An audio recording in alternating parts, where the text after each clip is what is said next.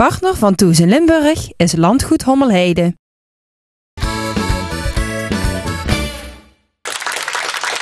Ja, welkom terug bij Thuis in Limburg vanaf Landgoed Hommelheide. We hoorden hem voor de reclame al met het welbekende nummer Kali. Het is tijd voor een mooi gesprek met hem. Django Wagner heb ik het natuurlijk over. Hartelijk welkom. Ja, hallo, goedemiddag. Goedemiddag. Nou, sinds het nummer Kali is het eigenlijk hartstikke goed gegaan met de carrière, toch? Ja, is het allemaal een beetje mee begonnen met Kali. En ja, vanuit daar, ja, de rest is natuurlijk geschiedenis. Ja, want van oorsprong, dat weten we wel, je komt uit een echte zigeunerfamilie. Ja, dat klopt. De Sinti. Ja. Je bent van oorsprong in Amsterdam geboren, maar je woont nu in Nuenen. Ik woon al, ik heb denk ik een half jaar in Amsterdam gewoond als baby zijnde. En nu, ik woon de rest van mijn leven woon ik al in Brabant. Een echte Bourgondier. Ja, dat is wel te zien, hè? Nou, maar ik heb al gehoord dat de Sinti in Nederland vooral in Noord-Brabant en in Limburg wonen. Ja, heel heb veel. je hier in de omgeving dan ook veel Ja, familie hier zitten? in Stein heb ik familie zitten. En in Echt zelf heb ik familie zitten. En in meerdere plaatsen hier in Limburg. Ja, nou, uit de zigeuner-artiestenwereld, als ik het zo mag noemen, is Django Reinhardt ook een van de bekende. Ja, dat klopt. Dat was de beste gitarist van heel de wereld. Ja. Dus. Ben jij daar nou naar vernoemd? Waren je ouders ook echt al fan van hem? Nou, fan maar luister, kijk, als zigeuner zijn er natuurlijk, groeien natuurlijk op met de zigeunermuziek. En natuurlijk dan ook natuurlijk wel te verstaan natuurlijk Django Reinhardt.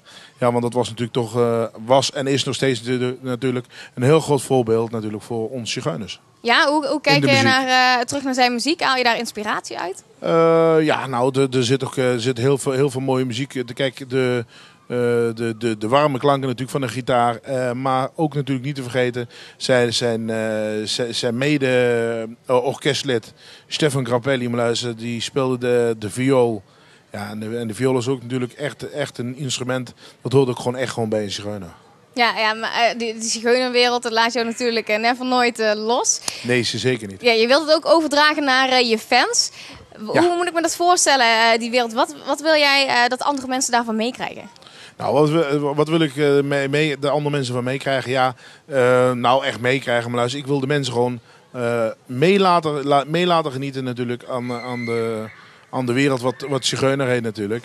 En sowieso, omdat ik zelf zigeuner ben natuurlijk, ik ben er ook heel erg trots op. En ja, dat wil ik natuurlijk ook aan de mensen overbrengen. Ja, nou komt er in oktober een nieuw album aan. Dat klopt. Is dat dus het derde album inmiddels al? Dat is mijn derde album. Ja, is dat een beetje hetzelfde als voorgaande albums of kunnen we iets anders verwachten? Nou, sowieso natuurlijk de bekende klanken natuurlijk, die blijven er natuurlijk in zitten.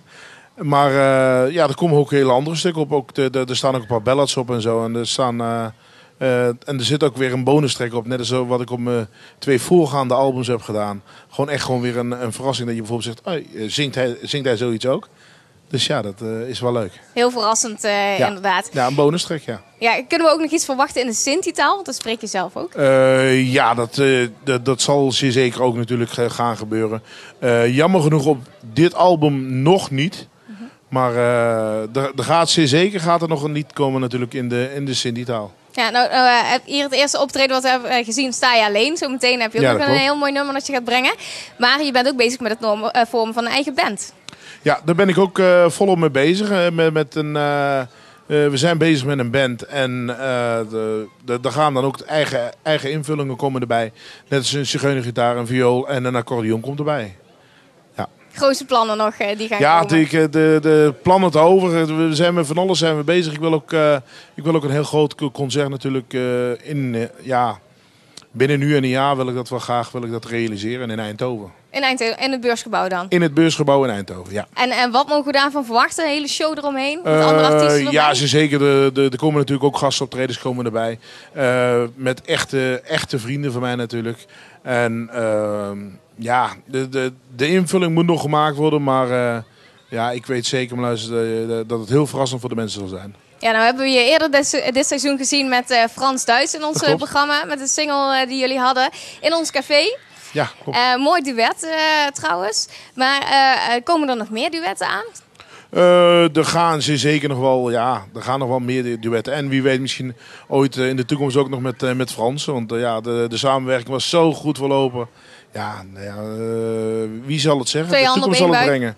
ja, de toekomst zal het brengen. Ja, en heb je al echt duetten gepland staan, zeg maar? Kun je al een tipje van de sluier lichten met wie dat zal zijn? Ja, kijk, er zijn wel nog een paar mensen natuurlijk waar ik heel graag een duet mee wil doen.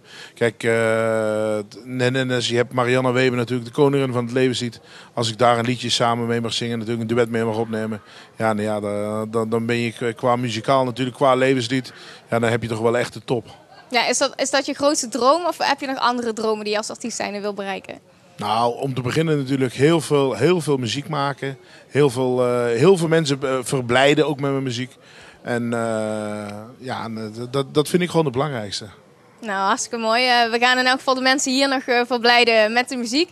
Ja. Heel veel succes met wat de toekomst gaat brengen. En natuurlijk ook, we gaan afwachten wat het nieuwe album ons gaat brengen. In oktober de mensen thuis, dan kunnen we het nieuwe album gaan verwachten. Ga lekker klaarstaan voor het volgende optreden. Ja, dankjewel. We mogen gaan genieten van zijn nieuwe single. En die heet Als jij niet kiezen kan.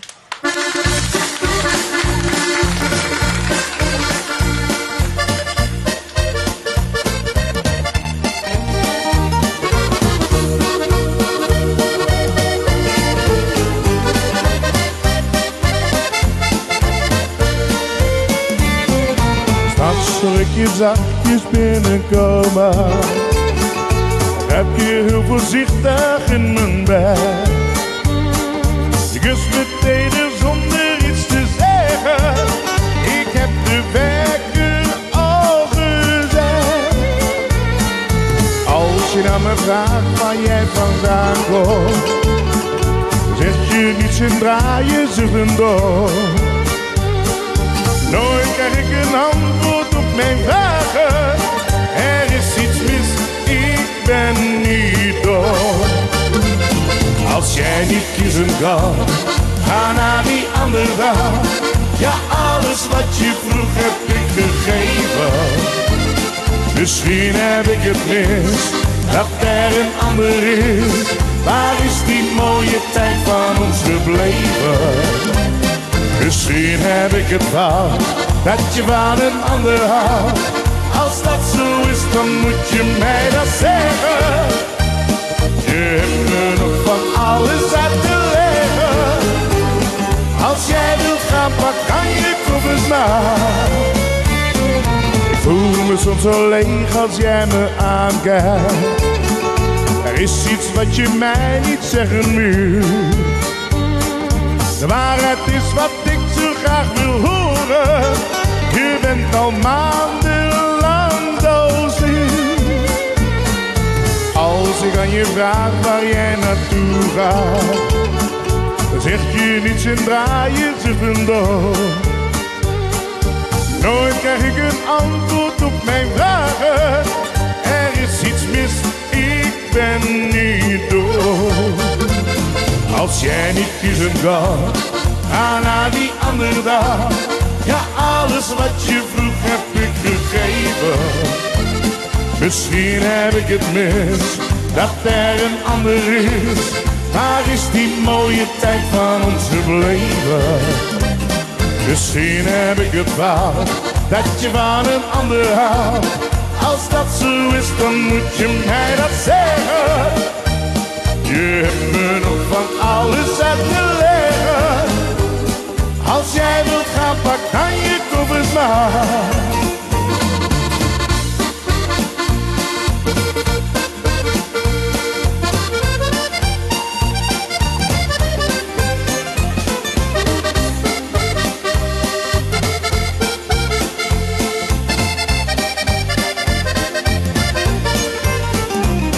Misschien heb ik het fout, dat je van een ander houdt.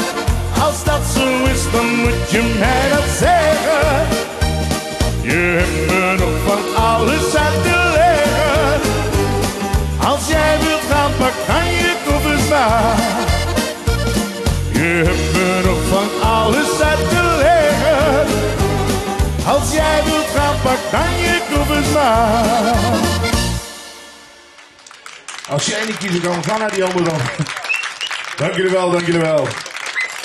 Ja, Django Wagner, een artiest waar we nog veel van zullen gaan horen. En vandaag heeft u al enkele reportages vanuit de stad Peer gezien. En er zijn ook hele mooie bezienswaardigheden. En daar laten we nu het een en ander van zien.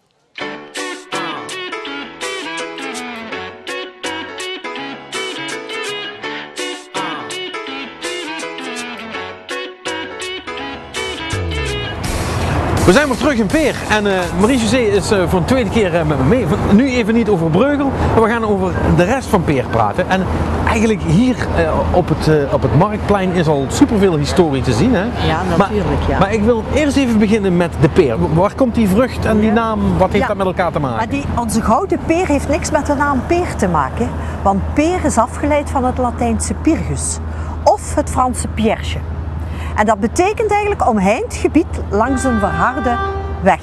Oké. En dus de vruchtenpeer die op onze oude waterpomp staat, heeft eigenlijk geen enkele betekenis wat onze naam betreft. Die is tenminste. gewoon voor de sier. Mooi voor de sier en iedereen kent peer als ze naar de waterpomp kijken. Wat heel erg opvalt is, die zien we hier, dat is het oude, wat is het, het stadhuis of zo? Het stadhuis. Ja, het stadhuis, maar eigenlijk werd het gebouwd als een lakenhal. Maar we kunnen er misschien even naartoe lopen. Ja, nee, dat is goed. Doen we dat. Ja?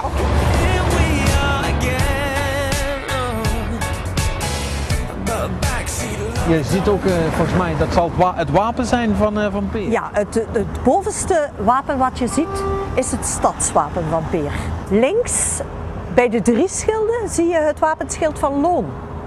In het midden het wapenschild van Luik en rechts het wapenschild van de provincie Limburg. Oké, dus de hele groep zit erin. De hele groep zit erin. Tot welk graafschap wij behoord hebben als oude stad Peer, dat zie je aan onze wapenschilden op ons stadhuis. Wat ik eigenlijk nog veel markanter vind, is toch die kleur. Hè? Ja. Heel oranje en geel. Waar heeft dat mee te maken? Ja, dat zijn eigenlijk de rooms-rode kleuren.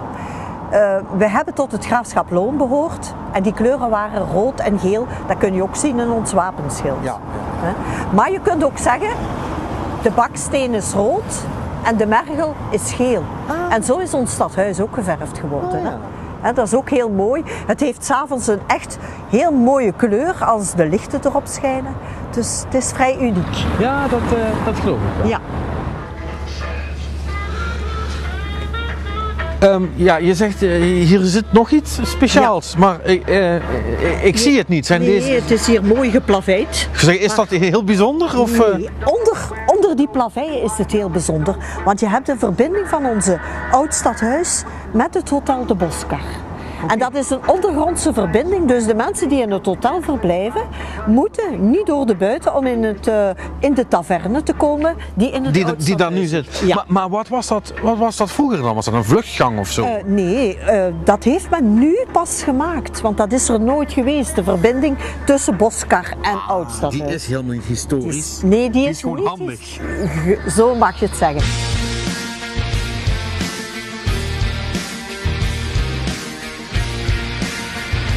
Patrick, dit is de toren, de reus van de Kemp. Ja, dat is inderdaad een reus, ja. Ja. Hoe hoog is die?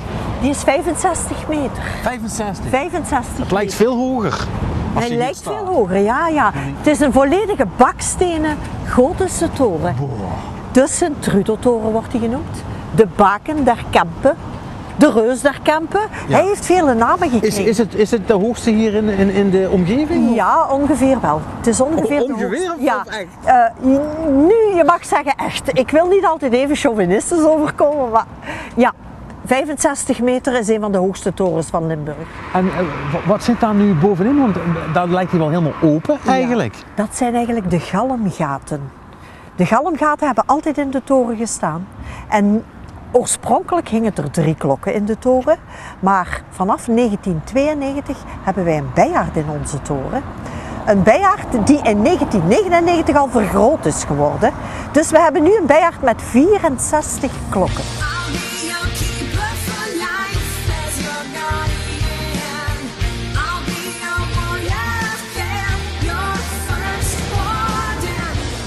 Wat is met die steen hier eigenlijk? Waarom staat die hier? Nu, dit monument hebben we eigenlijk hier geplaatst ter herdenking van de strijd die hier geleverd is in 1483. Toen was er hier een grote strijd bezig tussen 2 graven en de mensen zaten verschuild in de toren. Ja. 1500 mensen. Die mensen die zijn door een list uit de toren gehaald in 1483. Oké. En ze zijn vermoord geworden tussen de toren en het klooster wat zich hier in Peer bevond. Dat zijn best veel mensen, hè? Ja, dat zijn heel veel mensen geweest. Want hoe groot was het? Ja, 3/4 ongeveer van de bevolking van de stad Peer was toen verdwenen. Oei. Ja, en ter ere van hen hebben wij dus hier dat monumentje geplaatst en herdenken wij elk jaar opnieuw met de torenfeesten de herdenking van die slag hier in Peer. Ja, het is misschien een beetje gek iets om uiteindelijk om een feest voor te vieren, maar het is natuurlijk wel goed. En aan de andere kant, het is wel helemaal goed gekomen, want er wonen toch ondertussen genoeg mensen. Ja, zeker weten, ja. Dat is goed. Hey, Marie-José, dankjewel voor de rondleiding. Ik ben weer een heel stuk wijzer geworden. Ik denk dat we maar eens verder gaan.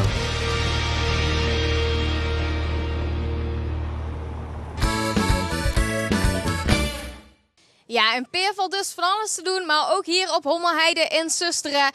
Voor jong en oud van alles te doen. En zo is er ook een mooi animatieteam. En daar gaan we even naar kijken.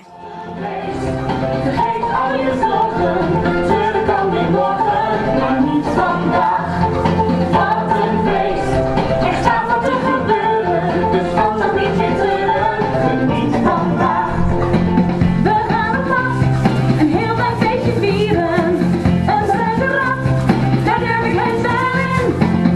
Kijk je boot, heen en weer te vieren, in dit feestje heb je toch zo'n zin. Wat een feest, vergeet al je zorgen, natuurlijk kan weer morgen, maar niet vandaag. Wat een feest, er staat wat te gebeuren. Goedemorgen, mijn naam is Suzanne de Boer en we zijn hier bij de Knutselmorgen op Landgoed Hommelheide in Susteren. Je doet je linkerarm in, je linkerarm uit. In, uit, gooi het er maar uit. We doen de hockey. Ja, we beginnen elke ochtend met de ochtendbeat, worden we lekker wakker van en de kinderen ook. Dat is hartstikke leuk. De dansjes worden voor ons uitgedacht, die is op elke camping waar Recra Team werkt hetzelfde.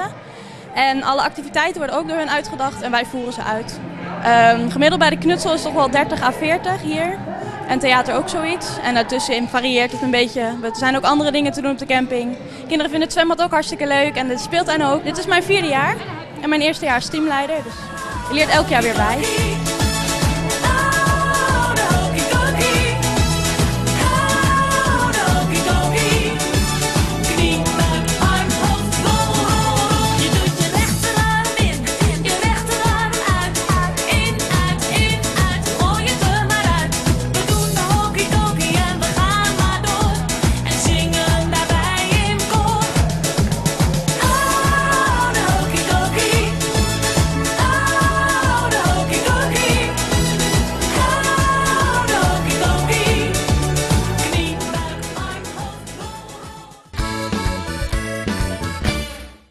Ja, van alles te beleven hier dus op vakantiepark Hommelheide in Susteren. En wilt u dat nou ook zelf ervaren? Het enige wat u dan even hoeft te doen is naar onze Facebookpagina te gaan. Daar vindt u een bericht over dit vakantiepark. En als u dat bericht leuk vindt, zou ik dat vooral even aangeven met de knop ik vind het leuk. En dan maakt u kans op een gratis verblijf hier op het park. Helemaal de moeite waard.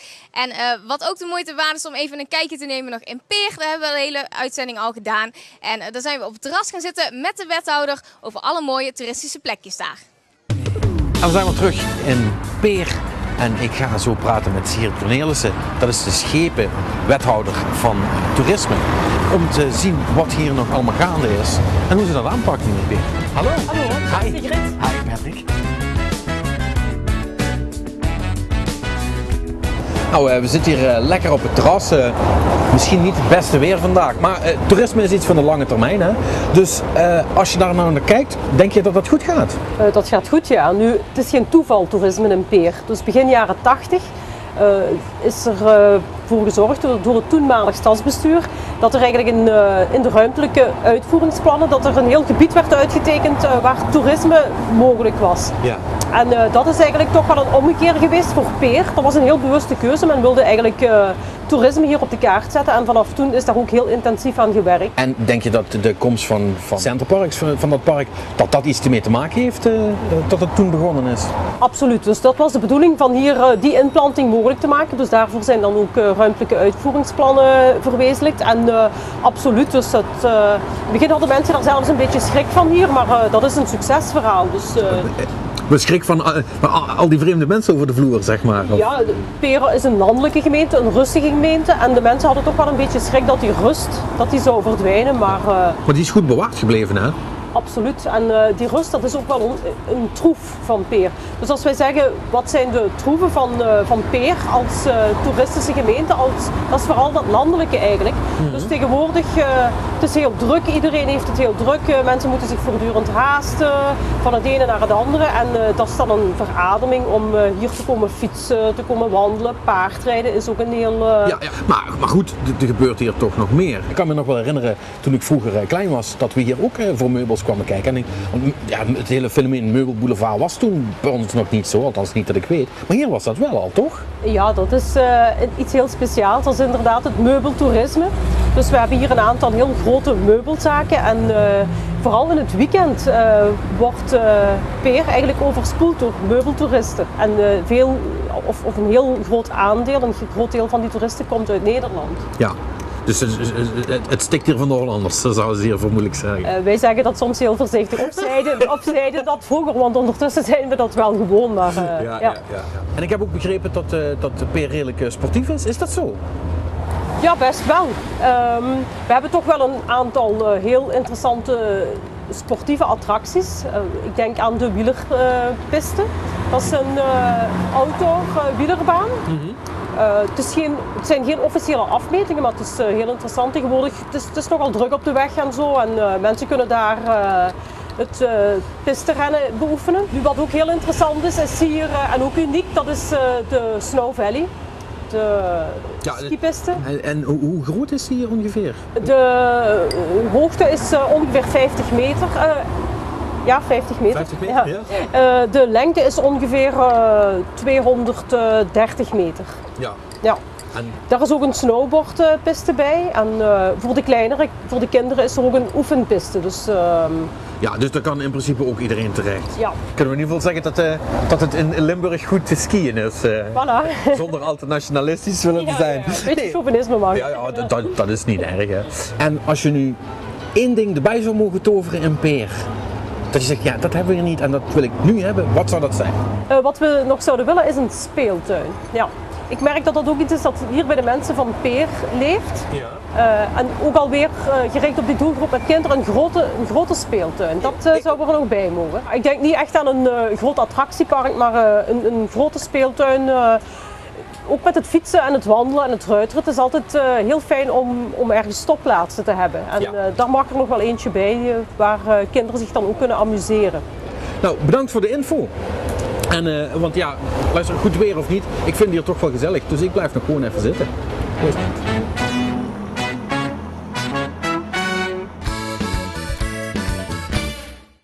Dit was Thuis in Limburg voor vandaag. Mijn zwembroek ligt klaar, Wendy. Ik duik het zwembad in. Ik weet niet wat jij doet. Nou, ik denk het ook wel.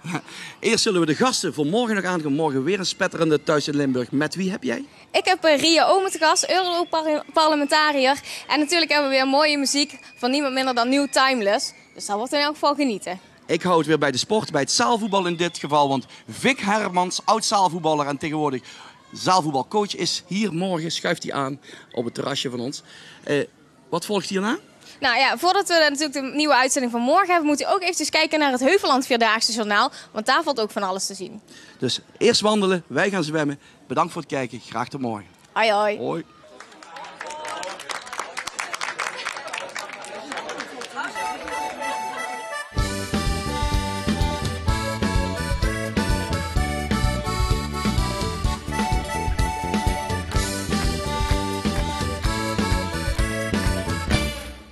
Partner van Toes in Limburg is Landgoed Hommelheide.